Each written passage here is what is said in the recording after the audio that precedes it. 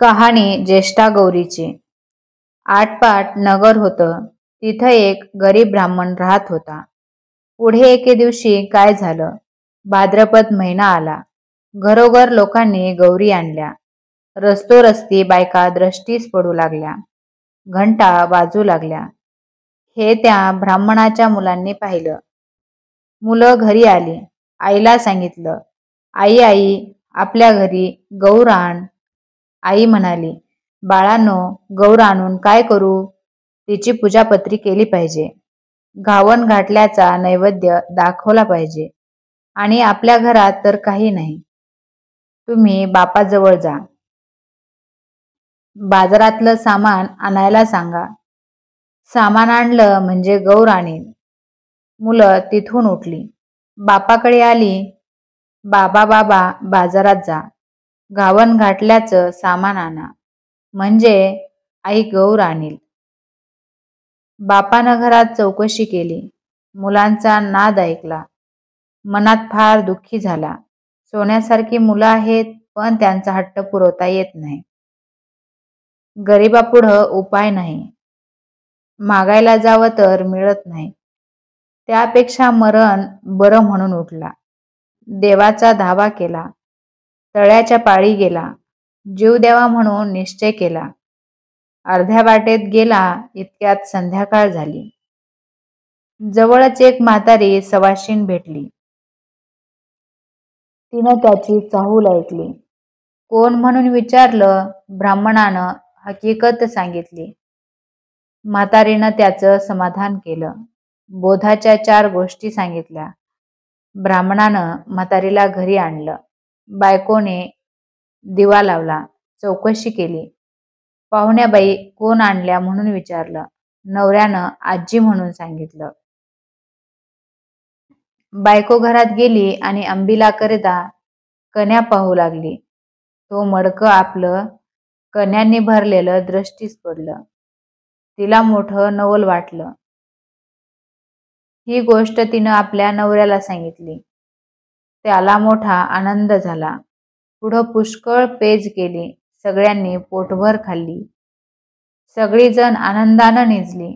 सकाळ झाली तशी म्हातारीनं ब्राह्मणाला हाक मारली. मुला मुला मला न्हाऊ घालायला सांग म्हणून म्हणाली. घावन घातलं देवाला कर. नाही काही म्हणू नको. रडगाणं काही गाऊ नको. ब्राह्मण तसाच उठला. घरात गेला. बायकोला हाक मारली. अगं अगं ऐकलंस का? आजीबाईला न्हाऊ घाल असं सांगितलं. आपण उठून भिक्षेला गेला. भिक्षा पुष्कळ मिळाली. सपाटून गुळ मिळाला. मग सगळं सामान आणलं. ब्राह्मणाला आनंद झाला. बायकोनं सर्व स्वयंपाक केला. मुलं बाळ सुद्धा पोटभर जेवली. म्हातारीनं ब्राह्मणाला हाक मारली. उद्या जेवायला खीर कर म्हणून सांगितलं. ब्राह्मण म्हणाला, आजी आजी दूध कोठून आणू? तशी म्हातारी म्हणाली, तू काही काळजी करू नको. आता उठ आणि जितक्या गाई म्हशी पाहिजे असतील तितके खुंट पूर इतक्यात दावी बांध. संध्याकाळी गोरज मुहूर्ताभर गाई म्हशींची नावे घेऊन हाक मार, म्हणजे त्या येतील. तुझा गोठा भरेल. त्यांचं दूध काढ. ब्राह्मणानं तसं केलं. गाई म्हशींना हाका मारल्या. त्या धावत आल्या.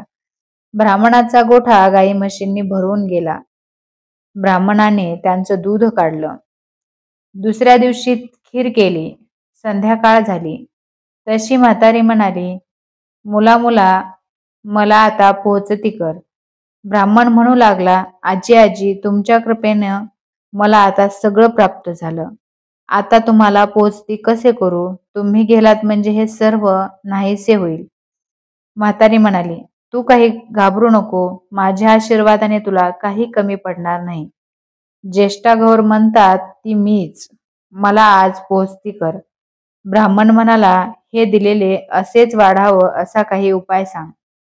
गौरीनं सांगितलं, तुला येताना वाळू देई. ती साऱ्या घरभर टाक. हंड्यावर टाक. मडक्यांवर टाक. पेटीत टाक. गोठ्यात टाक. असं केलंस म्हणजे कधी कमी होणार नाही. ब्राह्मणानं बरं म्हटलं, तिची पूजा केली. गौर आपली प्रसन्न झाली. तिनं आपलं व्रत सांगितलं. भाद्रपदाच्या महिन्यात तळ्याच्या पाळी जावं. 2 खडे घरी आणावे, ऊन पाण्यानं धुवावे. ज्येष्ठा गौर व कनिष्ठा गौर म्हणून त्यांची स्थापना करावी. त्यांची पूजा करावी. दुसऱ्या दिवशी घावन गोड, तिसऱ्या दिवशी खीर पोळीचा नैवेद्य दाखवावा. सवाष्णींची ओटी भरावी, जेवू घालावं. संध्याकाळी हळदी कुंकू वाहून बोळवण करावी, म्हणजे त्याला अक्षय सुख मिळेल, सतत संपत्ती मिळेल. ही 60 उत्तराची कहाणी. 5 उत्तरी, देवाच्या दारी, गाईच्या गोठी, पिंपळाच्या पारी, सुफळ संपूर्ण.